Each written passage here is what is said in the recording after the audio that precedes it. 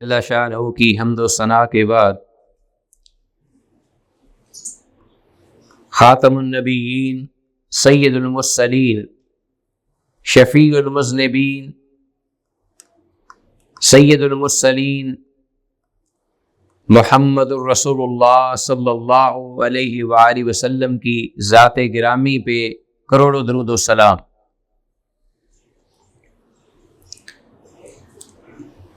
اس کائنات کا خالق و مالک وہ ذات ہے جس کی صفات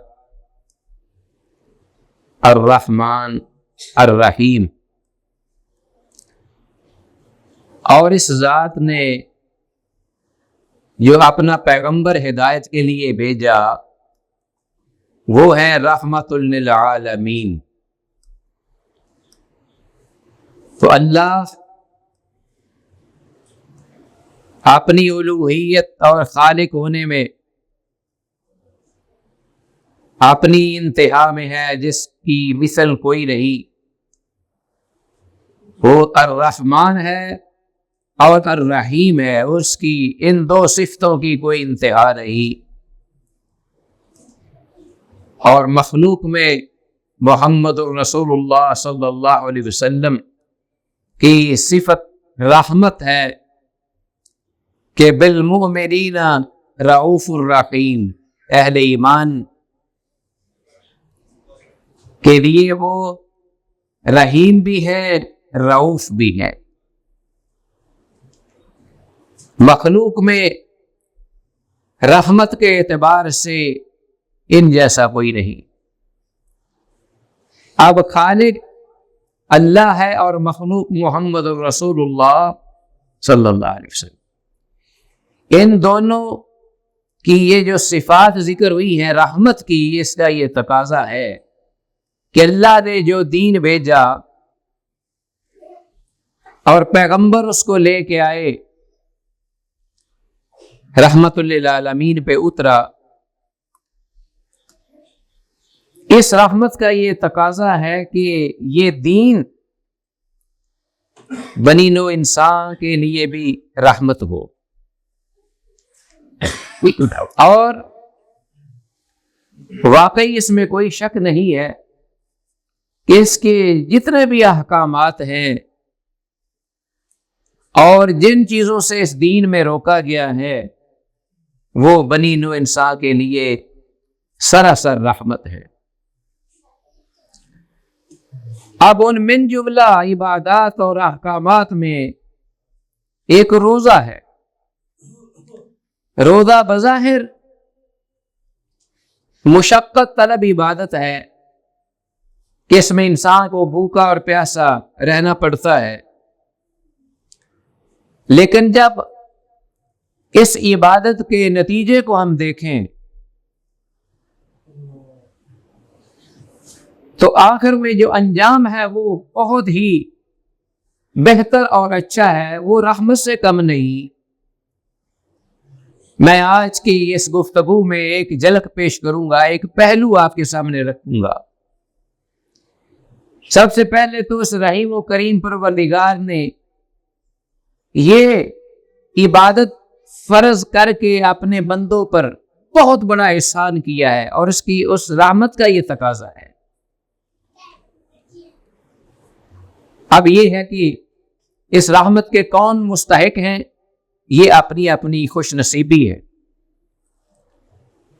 اللہ پاک نے جب یہاں اس عبادت کو فرض کیا تو فرمایا کہ ساتھ ہی جو اس میں بظاہر کچھ مشکلات اور مشقت کا پہلو نظر آ رہا تھا، محسوس ہو رہا تھا، اس بارے میں اللہ نے مہربانی فرما کر اپنے بندوں پہ نرمی کا ذکر فرمایا، نرمی کر دی، سہولت عطا کر دی، میسر فرما دی۔ دیکھیے، شہر رمضان الذی انزل فیہ القرآن، اور یہ مہینہ قرآن کا ہے جس میں قرآن اتارا گیا، ماہ مبارک رمضان کا۔ ہدی للناس وبینات من الہدی والفرقان، یہ بنی نوع انسان کے لیے ہدایت ہے اور واضح دلائل ہیں، فرقان ہے جو کہ کھرے اور کھوٹے کو الگ کر دے۔ اس میں بھلا کس کا ہے؟ بنی نوع انسان کا، میرا اور آپ کا، ہما شما کا، کہ یہ راہ جو ہے یہ گمراہی کی ہے، یہ راہ جو ہے یہ ہدایت کی ہے، یہ کام جو ہے یہ نقصان دہ ہے اور یہ کام فائدہ مند ہے، یہ ایمان ہے، یہ کفر ہے، یہ غلاظت اور گندگی ہے، یہ پاکیزگی اور طہارت ہے، یہ ناکامی اور سراسر ہلاکت و بربادی ہے، اور یہ راہ جو ہے یہ کامیابی و کامرانی، اللہ کی رضا ہے۔ یہ کس نے بتایا؟ فرقان نے، جو ہدایت قرآن بن کے آیا، کس کے لیے؟ میرے اور آپ کے لیے۔ تو رحمت ہوئی۔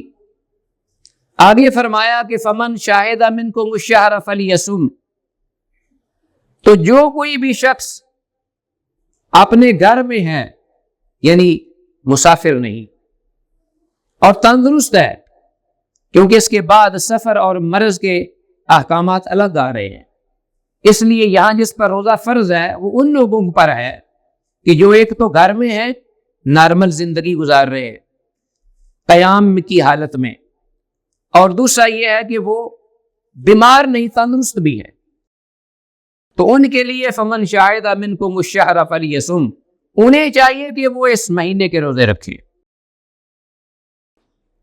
اب آگے اللہ پاک نے جب یہ حکم دیا تو ظاہر ہے کہ روزہ رکھنا، طلوع فجر سے غروب آفتاب تک کھانے پینے سے رک جانا، جس میں گرمی کے 16 گھنٹے کے 17 18 گھنٹے کے دن بھی آئیں گے، اور انتہائی گرم علاقوں میں جو گرمی کی شدت ہے کہ جس میں جو پڑا ہوا سٹیل ہے، لوہا بڑا بھاری برتن، وہ بھی پگھل کر ٹیڑھا ہو جاتا ہے، وہاں یہ اللہ کے بندے اللہ کی رضا کے لیے کھانا پینا چھوڑ کے روزے میں ہوں گے، سفر بھی کریں گے، پھر وہ بیمار بھی پڑیں گے۔ بیماری بھی ایک اللہ کی مخلوق ہے، اور انسان کی زندگی میں یہ تندرست ہونا اور بیمار ہونا ضروری ہے، لازمی ہے۔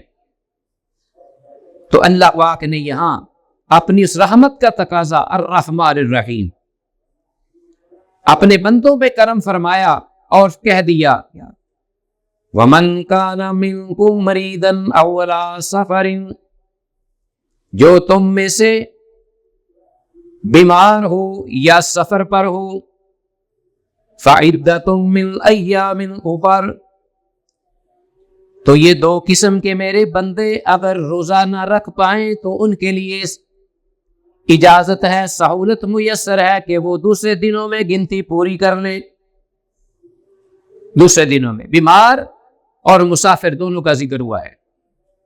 اب دیکھیے ذرا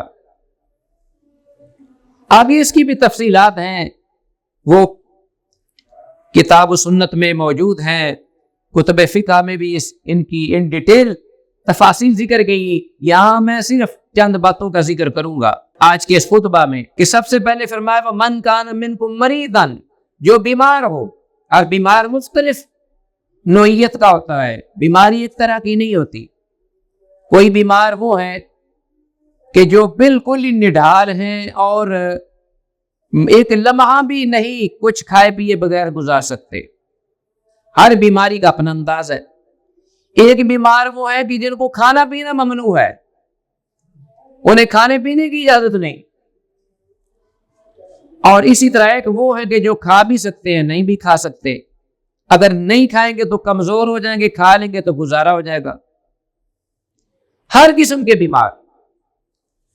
لیکن یہاں اللہ پاک نے یہ حکم فرمایا لا یکلف اللہ نفسا الا وسعها، ایک عمومی اللہ نے اس اپنے دین کے اندر اپنے بندوں کے لیے حکم ارشاد فرمایا، یہ خبر دی، وہ بھی سہولت پر مبنی ہے کہ اللہ پاک کسی بھی انسان کو، نفس کو، جان کو اس کی طاقت سے زیادہ مکلف نہیں کرتے، پابند نہیں کرتے۔ تو بیمار خود بیماری کو دیکھے کہ میں اس روزے کو گزار سکتا ہوں، نبھا سکتا ہوں کہ نہیں، اگر نہیں تو اس کا معاملہ خالق کے ساتھ ہے، کیونکہ وہ بعض بیماریاں ایسی ہیں کہ جو انسان محسوس نہیں کرتا، دوسرا باہر کا، خود انسان بیمار محسوس کرتا ہے کہ کیا میں آیا اس قابل ہوں کہ اس کو رکھ سکوں کہ نہیں. تو فرمایا وَمَنْ كَانَ مِنْكُمْ مَرِيضًا، اس کو یہ ہے کہ جب وہ تندرست ہو جائے تو اس وقت وہ روزہ رکھ لے. اور اگر بیماری ایسی ہے جو کہ بعض ایسی بیماریاں ہیں کہ جو نہ ختم ہونے والی، وَلِعِيَاذُ بِاللَّهِ، اللہ سب کو محفوظ رکھے، لمبی بیماریاں اور ایسی دائمی مریض جو کہ ڈے بائی ڈے، دن بدن وہ لاغر سست کمزور ہوتے چلے جا رہے ہیں، تو بیماری ایسی ہے اگر تو ان کے لیے وَعَلَى الَّذِينَ يُطِيقُونَهُ فِدْيَةٌ طَعَامُ مِسْكِينٍ، میرے اور آپ کے کریم رب نے، رحیم رب نے یہ فرما دیا کہ جو طاقت نہیں رکھتے بیماری کی وجہ سے، بڑھاپے کی وجہ سے، یا خاتون ہے وہ حاملہ ہے، بچہ پیٹ میں ہے، اب آپ کو علم ہے کہ اس میں جو کمزوری ہے خاتون کی، اور پھر اس کی غذا بچہ بھی لے رہا ہے، اگر وہ پورا 1-8 اتنا لمبا دن، خاص طور پہ گرمی کا، اگر وہ نہیں کھائے پیے گی تو پیٹ میں جو بچہ ہے اس کو اثر پڑے گا، وہ کمزور ہو سکتا ہے، وہ اس کی ڈیتھ ہو سکتی ہے. پھر ماں کی بھی فزیکلی جو صورتحال مختلف ہوتی ہیں، بعض مضبوط ہوتی ہیں، بعض لاغر اور کمزور ہوتی ہیں. تو اللہ نے ایک قاعدہ بیان کر دیا، جو بنیاد فراہم کر دی کہ میرے بندو جو تم نہیں رکھ سکتے، طاقت نہیں رکھ سکتے، تو ان پر یہ ہے دوسرے دنوں کی گنتی. لیکن کچھ ایسے جو بوڑھے ہیں، بوڑھا ایک مرض، خود ایک بڑھاپا مرض ہے، اور جو آدمی عمر سیدھا ہوتا چلا جاتا ہے وہ کمزور سے کمزور ہوتا جاتا ہے، خواہ جتنی مرضی کوئی چیز کھائے، کوئی خوراک کھائے گا تو وہ الٹی پڑ جائے گی، ہضم ہی نہیں ہوگی. تو اب یہ ہے کہ وہ بوڑھا یا ایسی خاتون کہ جو حاملہ ہے، یا ایسی بھی خاتون ہو سکتی جو دودھ پلانے والی ہے، اللہ پاک نے اس کا بھی لحاظ رکھا، مردیا. تو رسول اللہ صلی اللہ علیہ وسلم نے باقاعدہ ان لوگوں کے لیے جو مریض بیمار ہے اس کے احکامات بیان کیے ہیں. اور عبداللہ بن عباس رضی اللہ عنہما وہ خود فرماتے ہیں کہ جس طرح رخص عن الشیخ الکبیر، کہ بوڑھا جو ہے اس کو بھی رخصت دی گئی ہے، اور اسی طرح ایک حدیث میں یہ الفاظ ہے کہ ان اللہ وضع عن المسافر شطر الصلاۃ، نارمل حالات میں بھی اللہ تعالیٰ نے مسافر پر آدھی نماز کر دی ہے. یعنی جس طرح کہ عام رمضان کے علاوہ بھی کوئی سفر ہو تو ایک مسافر کے لیے اللہ پاک نے 2 رکعتیں نماز جو ہے وہ ختم کر دی، 2 باقی رکھ دی، اور نوافل تو ویسے ہی ختم کر دی، یہ سنت تاکہ آسانی ہو. وضع عن المسافر شطر الصلاۃ والصوم، اور جو روزہ ہے وہ مسافر پر ختم کر دیا. من کان منکم مریضا وعلی سفر، جو سفر پر ہے وہ روزہ نہیں رکھ سکتا تو نہ رکھے بالکل. اور اسی طرح فرمایا کہ عن المرضع والحبلى، دودھ پلانے والی خاتون اور جو حاملہ خاتون ہے اس سے بھی اللہ تعالیٰ نے جو حکم ہے روزے کا اٹھا دیا. اب اس کے بعد جب وہ قضا دیں گے، 2 صورتیں ہیں، جیسا کہ میں نے ذکر کیا کہ ایک بیماری دائمی ہے، اس کے لیے فدیہ ہے، فدیہ دے دے اس کو اتنا ہی ثواب ملے گا جتنا کہ وہ روزہ رکھتا ہے اللہ کی رضا کے لیے. ایک مسکین کا کھانا، طعام مسکین، فدیۃ طعام مسکین، ایک دن کا کھانا جو وہ خود گھر میں کھاتا ہے وہ صبح اور شام ایک مسکین کو کھلا دے یا روزہ رکھوا دے کسی کو، سحری اور افطاری، سب سے بیسٹ طریقہ. تو الحمدللہ اس کو اتنا ہی ثواب ملے گا جیسا کہ وہ روزہ رکھے ہوئے ہے. ہاں پھر یہ بات ضرور ہے کہ اگر روزہ نہیں رکھا ہوا، کھانا پینا وہ کر رہا ہے اپنا الحمدللہ، اور عام دنوں کی طرح وہ دن گزار رہا ہے رمضان میں، تو پھر کہ یہ کرے کہ دیگر جو عبادات ہیں اس میں اضافہ کر دے. یعنی بعض لوگ جو ہے نا وہ فدیہ دے کے کہتے ہیں بس جی اب ہم فارغ لیٹے سارا دن اور جناب سامنے ٹی وی کھول کے تو جناب بس یا باتیں کر رہے ہیں یا ملامتیں کر رہے ہیں یا جھگڑ رہے ہیں کسی کو، یا کسی سے بگاڑ رہے ہیں یا کسی کو گالی گلوچ. نہیں، ایسے نہیں بات. اگر فدیہ دے کر اللہ کی اس رخصت کو تو نے استعمال کیا ہے اور فدیہ دے کر تو روزہ نہیں رکھا، تو اب اس کے بدلے میں احساس دل میں لیتے ہوئے کاش کہ میرا روزہ بھی ہوتا، تو اللہ کا زیادہ سے زیادہ ذکر کرو، استغفار کرو، توبہ کرو، قرآن حکیم پڑھو، قرآن حکیم سنو، تلاوت، اور پھر اسی طرح صدقہ و خیرات کرو، یہ نیکی کے کام زیادہ سے زیادہ کرو، نوافل زیادہ سے زیادہ پڑھو، دعائیں اللہ کی بارگاہ میں زیادہ سے زیادہ کرو، تاکہ وہ جو کمی ہوئی ہے اللہ کی رخصت نے دی ہے وہ آپ کا روزہ تو قبول ہے فدیے کی وجہ سے، لیکن یہ ہے کہ آپ کا بھی دل مطمئن ہو اور آپ پیچھے نہ رہ جائیں آپ، بلکہ اس طرح تو ممکن ہے کہ جو فدیہ دے کے آدمی بیمار آدمی دائمی اگر وہ صحیح عبادت و ریاضت کرتا ہے تو روزے دار سے بڑھ جائے آگے، روزے دار سے آگے بڑھ جائے، کیونکہ روزے دار جو ہے وہ بعض دفعہ یہ کام اضافی نہیں کرتے، کم کر دیتے ہیں ذہن میں یہ رکھتے ہوئے کہ ہمارا روزہ ہے۔ تو بہرحال یہ چند ایک موٹے مسائل تھے مرض کے بارے میں۔ اب مسافر جو ہے اس کے بارے میں، چونکہ عموماً ہم ہر وقت سفر میں ہوتے ہیں، اب جیسا کہ میں بھی لاہور سے آیا ہوں یہاں، تو ہر وقت سفر ہے ہمارا، کچھ سفر وہ ہے جو کہ کم ہے، کچھ زیادہ ہے، کچھ زیادہ بہت زیادہ ہے، کچھ ملک سے ملک کی طرف ہے۔ اللہ پاک کی طرف سے اس سفر پر جس کو ہم سفر بولتے ہیں اس پر آپ کو رخصت ہے، خواہ آپ روزہ رکھ سکتے ہو یا نہ رکھ سکتے ہو، کیونکہ قرآن مجید میں اور حدیث میں یہ کہیں نہیں آیا کہ جی اگر سفر جو ہے وہ آسان ہے تو روزہ رکھنا پڑے گا اور اگر سفر مشکل ہے تو روزہ نہ رکھے، یہ کہیں بھی نہیں آیا قرآن اور حدیث میں، بلکہ اس کے اپوزٹ ایسے دلائل موجود ہیں کہ رسول اللہ صلی اللہ علیہ وسلم نے صحابہ اکرام نے روزے رکھے۔ میں آگے بتاتا ہوں اس کا معاملہ، تو سب سے پہلے چاند ایک حدیث ہے، میں آپ کو تسلی کے لیے بتا دوں، کیونکہ بہت سارے لوگ پریشان ہوتے ہیں کہ جی ہم سفر میں روزہ رکھ سکتے ہیں۔ بھائی رکھنے کو تو سارے ہی رکھ سکتے ہیں، جو مر رہا ہے تڑپ رہا ہے وہ بھی رکھ لے گا روزہ، اور پھر بلاخر گر جائے گا، پھر آخر نبھا بھی لے گا، لیکن کیا ہے اس روزے کی حیثیت کیا ہے؟ تو سفر میں جس پر سفر کا اطلاق ہے، جس پر قصر نماز شروع ہو جاتی ہے اس کو ہم سفر کہتے ہیں، اس پر روزے دار کے لیے جائز ہے کہ وہ روزہ ختم کر دے اور دوسرے دنوں میں رکھ لے۔ کہیں بھی یہ نہیں آیا کہ جہاز کا سفر ہے، ایئر کنڈیشن کا سفر ہے، گاڑیوں کا سفر ہے۔ یہ اللہ پاک نے آپ کو اگر سہولت دی ہے تو اس کی یہ ناشکری ہوگی اگر ہم اپنی طرف سے اپنے آپ پر پابندیاں لگائیں۔ آپ آرام سے روزہ بعض اہل علم تو کہتے ہیں کہ مسافر جو ہے اگر اس نے روزہ رکھا ہے تو اس کا روزہ ہوا ہی نہیں، اگر کسی بیمار نے روزہ رکھا ہے تو اس کا کاؤنٹ ہی نہیں ہوگا، کیونکہ جس اللہ نے یہ فرمایا ہے کہ روزہ رکھو اسی اللہ نے یہ فرمایا ہے فَعِدَّةٌ مِّنْ أَيَّامٍ أُخَرَ کہ بیمار اور مسافر دوسرے دنوں میں روزے رکھے۔ تو یہ بھی اللہ کا حکم ماننا ضروری ہے، وہ تو یہاں تک پہنچ گئے۔ اگر چونکہ یہ بات جو ہے اکثر علماء نہیں صحیح کہتے، کیونکہ جو اگر کسی نے رکھ لیا تو اس کا کاؤنٹ ضرور ہوگا لیکن اس میں افضلیت نہیں رہے گی۔ تو میں چاہتے کہ آپ کو حدیث سناتا ہوں۔ سب سے پہلے تو حمزہ بن عمر اسلمی رضی اللہ تعالیٰ عنہ نے نبی مکرم صلی اللہ علیہ وسلم سے یہ پوچھا کہ میں دوران سفر روزہ رکھ لیا کروں؟ یعنی بالکل تندرست ہے، توانا ہے، بالکل عام کاروباری سفر ہے، آ رہے ہیں جا رہے ہیں، یہ سفر ہے، وہ خاص نہیں کہ جہاد کا ہو یا مطلب کوئی اور خاص مکہ جانا ہو یا حج کا ہو سفر، ایسا نہیں، عام سفر ہے۔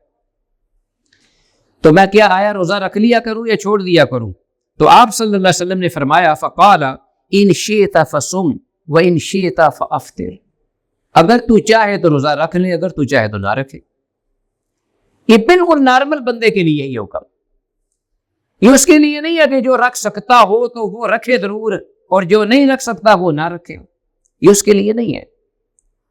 اس حدیث میں کوئی ذکر نہیں اس بات کا، اور قرآن میں یہ ذکر ہے من کان منکم مریضا ولا سفر، جو سفر پر ہو، وہاں کوئی اس بات کی ڈیٹیل نہیں ہے کہ وہ سفر کیسا ہے یا پر مشقت ہے کہ آسان ہے، بس اس کو ہم سفر کہیں، بس جس پر قصر نماز ہو جاتی شروع ہو جاتی ہے اس کو سفر کہتے ہیں۔ آگے دوسری حدیث ہے سیدنا جابر رضی اللہ تعالیٰ سے مروی، رسول اللہ صلی اللہ علیہ وسلم سفر میں تھے تو ایک افراز زحامن، کچھ لکھا لوگ جو ہیں وہ اکٹھے ہوئے ہیں، کچھ اور اجتماع ہے لوگوں کا، تو ایک آدمی ورجل قد ظلل علیہ، تو آپ صلی اللہ علیہ وسلم جب قریب گیا تو دیکھا کہ وہ جو جمگٹا تھا بنا ہوا لوگوں کا، اس میں اندر ایک صاحب تھے، لیٹے ہوئے تھے اور ان کے اوپر کپڑا جو ہے وہ تانا ہوا تھا، انہوں نے سایہ کیا ہوا تھا. وقد ظلل علیہ فقال ما ھذا، آپ نے فرمایا یہ کیا ہو گیا اس کو، کیا ہوا اس کو؟ تو صحابہ نے پوچھا قال صائم، یہ صاحب جو ہے یہ روزے دار ہے، یہ صاحب جو ہے یہ روزے دار ہے اور گر گئے ہیں. فقال، آپ نے فرمایا لیس من البر الصوم فی السفر، اس قسم کا جو روزہ ہے اس کیفیت میں سفر کے اندر کوئی نیکی نہیں. اب آپ دیکھیے ہم سفر روزہ کس کے لیے رکھتے ہیں؟ کہ ہمارے اگلے پچھلے گناہ معاف ہو جائیں، اللہ ہم پہ راضی ہو جائے اور ہم ثواب اور اجر حاصل کریں. لیکن کس نے کہہ دیا کہ کوئی نیکی نہیں سفر میں؟ کس نے کہا؟ اس نے کہ جو اللہ کے حکم کے بغیر جس کی زبان حرکت میں نہیں آتی. وما ينطق عن الهوى ان هو الا وحی یوحی، جب اس نے کہہ دیا تو اس کا مطلب اب یہ نیکی نہیں اس قسم کا روزہ. جب اللہ نے آپ کو دی ہے آسان دی، آپ کو سہولت دی ہے، تو اللہ کی سہولت کو نہ لینا یہ اللہ کی اس نعمت کی ناقدری اور ناشکری قرار پائے گی. اسی طرح سیدنا ابو سعید خدری رضی اللہ عنہ سے روایت ہے، وہ کہتے ہیں کہ ہم 16 رمضان کو، رمضان کی 16 تاریخ، یہ آج ہی ماشاءاللہ آج کل 16 یا 15واں روزہ ہے، تو ہم رسول اللہ صلی اللہ علیہ وسلم کے ساتھ جہاد میں تھے. اللہ اکبر، جہاد میں، ایک عام سفر بھی نہیں، کوئی کاروباری بھی نہیں، جہاد کا سفر ہے. اور فرمایا فَمِنَّا مَنْ صَامَ وَمِنَّا مَنْ أَفْطَرَ، ہم میں سے کچھ لوگ تھے جنہوں نے روزہ رکھ لیا، کچھ ویسے تھے جنہوں نے روزہ ہی نہیں رکھا. وہی اللہ کے رسول کا حکم کہتا ہے تو چاہے تو روزہ رکھ لے، چاہے تو نہ رکھے. بعضوں نے رکھ لیا، بعضوں نے چھوڑ دیا. اب جب آگے چلے آج فرماتے ہیں کہ فَلَمْ يَعِبْ الصَّائِمُ وَلَا الْمُفْطِرُ وَلَا الْمُفْطِرُ وَلَا الصَّائِمُ، کہ جس نے روزہ رکھا ہوا تھا اس نے نہ رکھنے والوں کو ملامت نہیں کی، اور جس نے روزہ نہیں رکھا ہوا تھا اس نے رکھنے والے کو ملامت نہیں کی. یہ صحابہ کرام رضوان اللہ علیہم اجمعین کا سفر تھا اور ساتھ رسول اللہ صلی اللہ علیہ وسلم بھی موجود تھے. آپ کی موجودگی میں یہ دونوں لوگ موجود ہیں اور کسی ایک دوسرے کو وہ عائب نہیں دے رہے. وہ آج جناب پتہ یہ چل جائے کہ دبئی ایئرپورٹ میں تھا تو میں نے شروع میں تو یہ سوچا کہ چلیں انشاءاللہ کوئی 2-3 گھنٹے کا سفر ہے، جہاز میں بیٹھیں گے اور پھر یہاں آ جائیں گے، یہاں بھی ایئر کنڈیشن آ کرتا گھر تک ملے گا، کیا ضرورت ہے روزہ تو چھوڑنے کی؟ اللہ کی طرف سے تو اجازت تھی. لیکن میں نے یہ کیا، میں نے کہا کہ نہیں رکھ لیتے. بعد میں روزہ رکھنا ذرا مشکل ہوتا ہے، آپ کو پتہ ہی ہے. تو وہ جائز تھا بالکل میرے لیے روزہ رکھنا. میں نے روزہ رکھ لیا. جب ایئرپورٹ پہ آیا نا تو ایئرپورٹ بہت بڑا ہے، وہ اس میں کچھ مجھے وہاں دھوپ بھی تھی اسی طرح اور کچھ کام بھی کرنے پڑے اور پھر میں کچھ تھک بھی گیا.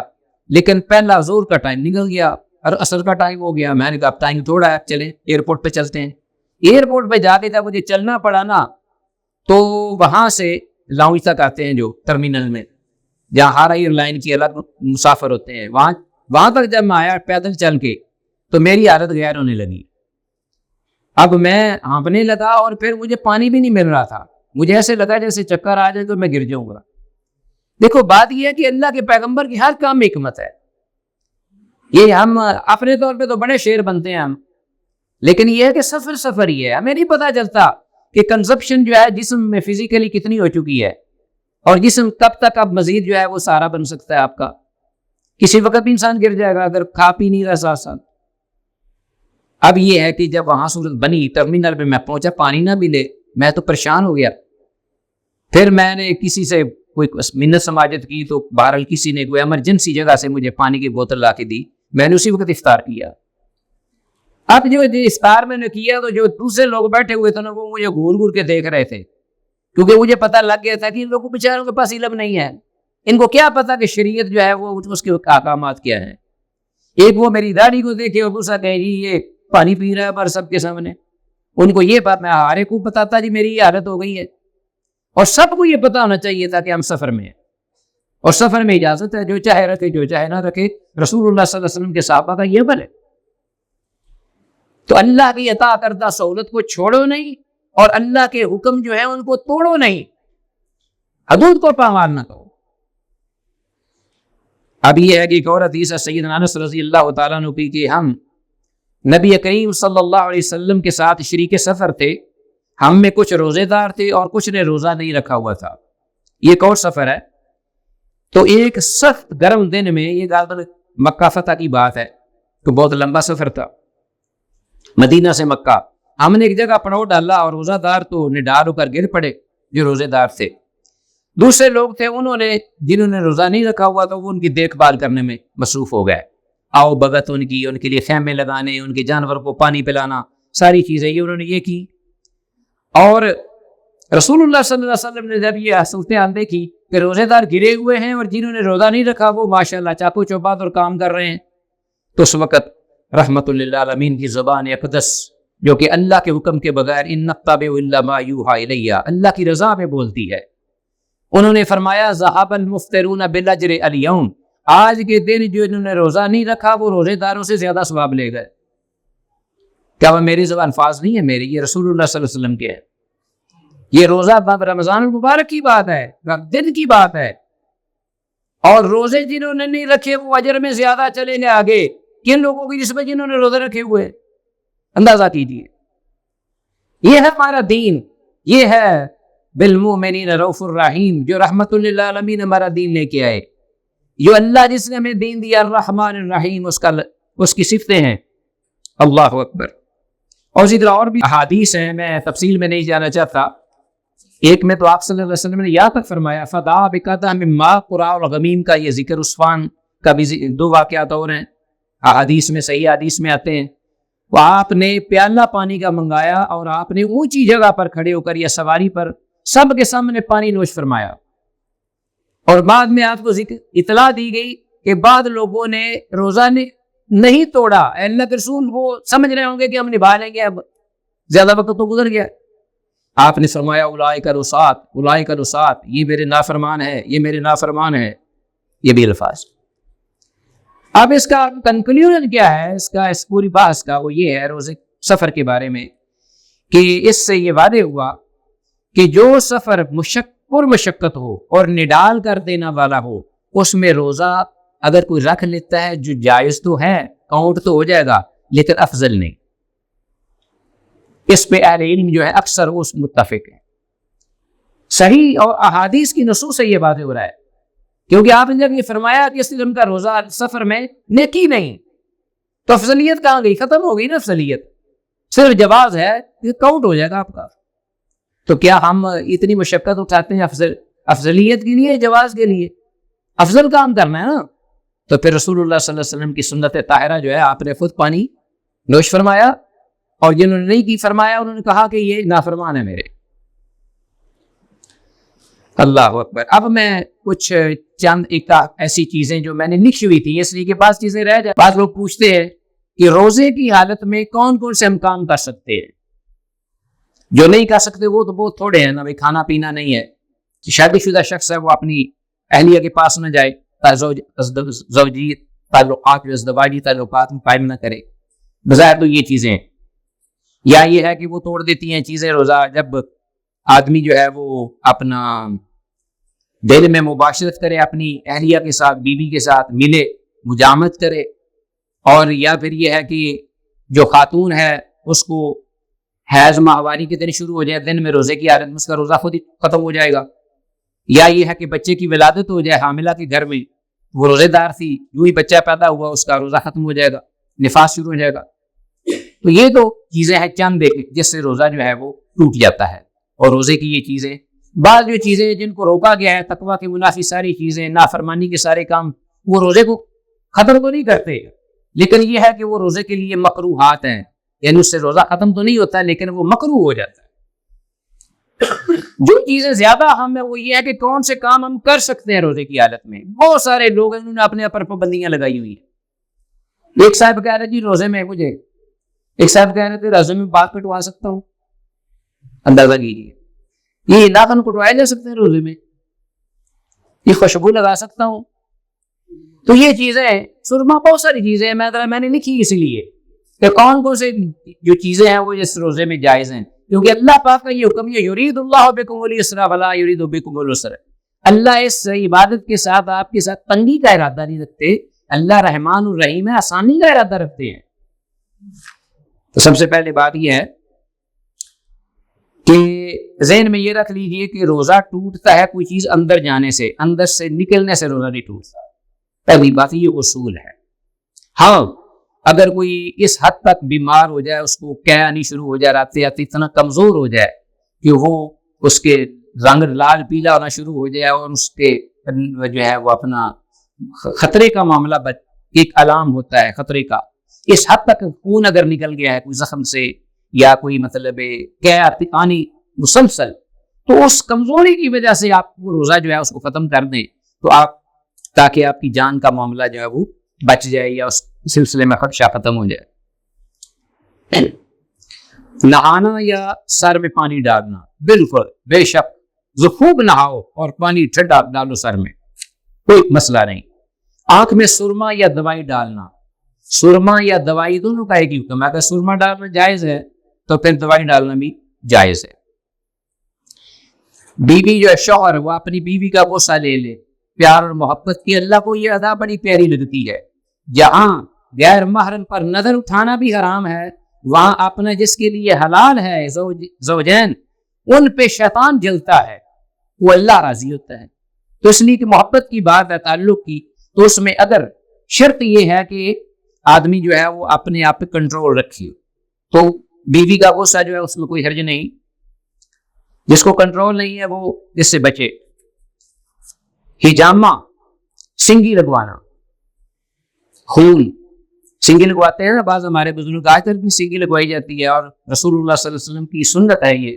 آپ صلی اللہ علیہ وسلم نے کہا بیش آپ نے حیات طیبہ میں 4 بار سنگی لگوائی ہے، اور آپ صلی اللہ علیہ وسلم اس کائنات میں سب سے بڑھ کر عمدہ کھانے والے، صاف کھانے والے، فطرت کے مطابق زندگی گزارنے والے سے، اس کے باوجود آپ نے ہجامہ لگوائی. تو معلوم ہوا کہ ہجامہ انسان کی ضرورت ہے. کہ اگر مجھے ایک دم بیماریاں آ پڑتی ہیں نا، کسی کو ہارٹ اٹیک ہو رہا ہے، کسی کو شوگر ہو رہی ہے، کسی کو جوڑوں کے درد ہے، یہ سب ان چیزوں کی طرف ہمیں توجہ نہیں ہوتی. تب ہجامہ وقفے سے 4 بار زندگی کے مختلف مراحل میں. اور اسی طرح فسد، جسم کے کسی بھی حصے سے خون کا نکلنا، اس سے روزے پہ کوئی اثر نہیں پڑتا، اور اس کا بھی حکم ہجامہ کا سا ہے. رکنا وہ دوائی، بسا اوقات انسان مثلا کانسٹیپیشن ہے، بچہ ہے، وہ اس کی حاجت نہیں ہو رہی اس کو، تو آدمی کا جو پیٹ ہے وہ بند ہو جاتا ہے. تو بعض ایسی اس کا حکنا اسے کہتے ہیں کہ مقد سے کوئی دوائی جو ہے وہ اس کی ڈالتے ہیں، تو اس سے بھی روزے دار کی روزے پہ کوئی اثر نہیں ہوگا، نہ کوئی فرق پڑے گا. کلی کرنا اور ناک میں پانی چڑھانا، یہ بھی بالکل کیا وضو کرتے ہیں، ظاہر دونوں کام کرتے ہیں، اس میں 5 وقت نماز پڑھتے ہیں، لیکن اس میں آپ صلی اللہ علیہ وسلم نے فرمائے کہ مبالغہ نہ کرے. یعنی روزے کی حالت میں کلی کرے ضرور وضو کے لیے، اور اسی طرح ناک میں بھی پانی چڑھائے، لیکن اتنا مبالغہ نہ کرے کہ وہ پانی جو ہے وہ دماغ تک پیچھے پہنچ جائے، یا کلی کرتے کرتے گلک سے نیچے پانی اترنا شروع ہو جائے. تو اس سے مبالغہ نہ کرے. اپنے آپ قے آنے سے روزہ نہیں ٹوٹتا. آپ کو اگر خود قے آ گئی ہے تو روزے پر کوئی اثر نہیں پڑے گا، لیکن ومن استطاع، جس نے خود قے لی، خود جان بوجھ کر قے لی. بعض لوگ جو ہے نا وہ ان کے اندر جب کوئی ایسی چیز چلی جاتی ہے تو نابہانی ایمرجنسی وہ قے دیتے ہیں تاکہ وہ چیزیں نکل جائیں باہر، اللہ نہ کرے کوئی زہر یا پوائزن کس قسم کا یا کوئی کیڑا زہریلا. تو ان کے لیے پھر یہ کہ خود قے دینے سے وہ روزہ چھوڑ دے، بعد میں رکھ لے. بھول کر کھا پی لینے سے روزے پر کوئی اثر نہیں پڑتا. اور یہ بھی بات ہے کہ جو کھا پی رہا ہو نا بھول کر، دوسرے کو پتا چل جائے تو وہ فوراً روک دے، اس کو مطلع کرے. یہ نہیں کہ اس کو چھوڑ دے، بھی ذرا پیٹ بھر لے، کوئی بات نہیں، اس کے لیے تو جائز ہے، میں اس کو اجازت دیتا ہوں. کیونکہ روزے کی حالت میں کھانا منکر ہے، گناہ ہے. اس کو تو معافی اس لیے کہ اس کو پتا نہیں، وہ بھول گیا ہے. لیکن جو دیکھ رہا ہے وہ تو نہیں نا بھولا، اس کے لیے فرض ہے کہ وہ نیکی کا حکم دے اور برائی سے روکے. مکھی، مچھر اور کیڑے مکوڑے، چھوٹے موٹے اڑتے جو پروانے ہیں یہ، اور ذرے وغیرہ ذرات، ان کا حلق میں نیچے اترنا، منہ کھلا ہوا ہے، گمائی لیو، اچانک کوئی مکھی اندر چلی گی، مچھر چلا گیا، ایسا ہوتا ہے بس اوقات. اس سے کوئی حرج نہیں. خوشبو سونگھنا اور لگانا بالکل جائز ہے، بلکہ یہ مستحسنہ. میں کہتا ہوں کہ ایک صاحب ایمان کے لیے جمعہ کے دن وہ یہ کام کرے ضرور، کہ فرشتے اس کی قریب آئیں گے، اور ہر مسلمان غصے سے قرب رکھے گا، محبت رکھے گا. اللہ پاک کو بھی چیز پسند ہے، تیل اور مختلف روغنیات وغیرہ ان کو سر میں اور بدن میں ملنا بالکل جائز ہے، درست ہے۔ انجیکشن اگر تو غذائیت کے لیے نہ ہو، بعض دفعہ لوگ نا کوئی کورس کرتے ہیں طاقت کے انجیکشن، وہ تو روزے میں نہیں لگانے چاہیے کیونکہ جسم کے اندر قوت طاقت جا رہی ہے۔ لیکن اگر کوئی ایمرجنسی کی بیماری آ پڑی ایک دم، یا کوئی تکلیف اتنی شدید شروع ہو گئی انسان کی برداشت سے باہر ہے، تو اس کے علاوہ دوائی کے لیے، علاج کے لیے انجیکشن لگانے میں کوئی حرج نہیں، انشاءاللہ اس کا روزہ جو ہے اس پہ کوئی اثر نہیں پڑے گا۔ اور اسی طرح جنابت کی حالت میں صبح کرنا اور سحری کرنا، یہ ذرا بعض لوگوں کو بالکل وہ نابلد ہوتے ہیں ان چیزوں سے۔ جوان آدمی ہے، خواہ وہ شادی شدہ غیر شادی شدہ ہے، ہو سکتا ہے کہ وہ جب صبح اٹھے سحری کے وقت تو وہ جنابت کی حالت میں ہو، اب وہ نماز تو نہیں پڑھ سکتا، لیکن بالکل صریحاً یہ احادیث کے اندر موجود ہے کہ وہ کھانا کھائے خوب اور روزہ رکھے، روزہ رکھ کے نماز سے پہلے وہ غسل کر لے۔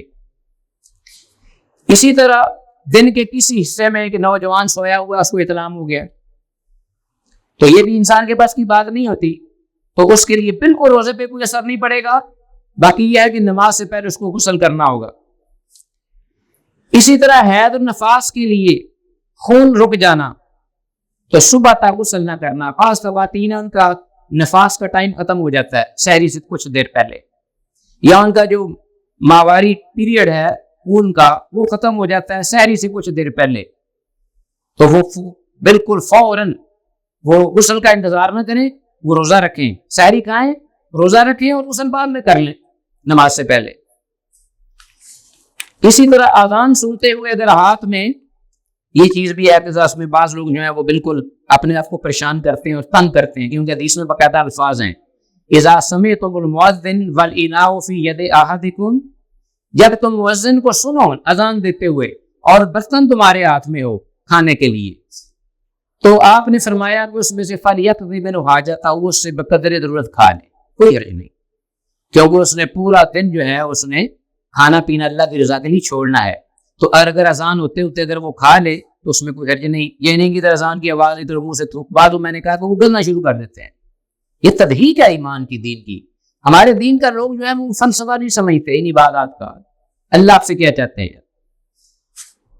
اسی طرح دانت ٹوٹ جانے یا داڑھ نکلوانے سے جاری ہونے والی نکسیر یا خون وغیرہ، اس سے بالکل کوئی اثر نہیں ہوگا۔ معمومت ہونے کو ہوتا ہے زخم جو کہ سر میں لگ جائے، زخم اندر تک آ جائے، دماغ تک، جلد کاٹتے ہوئے اندر تک آ جائے، اس سے کوئی روزہ نہیں ٹوٹے گا۔ اس طرح پیٹ کے اندر کوئی اگر کوئی زخم ہو جاتا ہے، پیٹ کی جلد جو ہے کاٹ جائے اور اندر تک چلا جائے خون تک، کوئی حرج نہیں۔ اسی طرح کوئی خاتون یا کوئی مرد کھانا پکا رہے ہیں تو بالکل اس کے لیے جائز ہے کہ وہ کھانے کا نمک اور مرچ جو ہے وہ چکھ سکتا ہے روزے کی حالت میں، بشرطے کہ اس کو بار بار اس کو آگے نہ لے کے جائے، بس کو بعد میں تھوک دے، صرف یہ معلوم کرنے کے لیے کہ ہنڈیا یا دیگ آخر اتنا بڑا کھانا ہے نقصان خراب نہ ہو جائے، نقصان نہ ہو جائے، میں اس کو چکھ لوں، اس کا نمک مرچ ٹھیک ہے، یہ اس کے لیے جائز ہے۔ تو یہ ہے وہ کچھ چند امور، اس کے علاوہ بھی کوئی ہوں گے تو آپ پوچھ سکتے ہیں۔ اللہ رب العالمین جو کچھ کہا سنا اس پر اللہ کا ہمیں عمل کی توفیق دے، ہمارے اللہ روزے قبول و منظور فرمائے، اور رب العالمین ہمیں شکر کا موقع پر حبس فرمائے اللہ کی بارگاہ میں، ہم شکر ادا کریں، اور شکر کا تقاضا یہ ہے کہ اللہ کے پاس کی ہم عبادت، اس کی عطا فردا جو سہولتیں ہیں، آسانیاں ہیں، ان کو قبول کرتے ہوئے اللہ کی بارگاہ میں اس کی حمد کرنا، اس کی صلاح کرنا اور اس کا شکر ادا کرنا۔ هذا ما عندي والله اعلم بالصواب۔ السلام علیکم ورحمۃ اللہ۔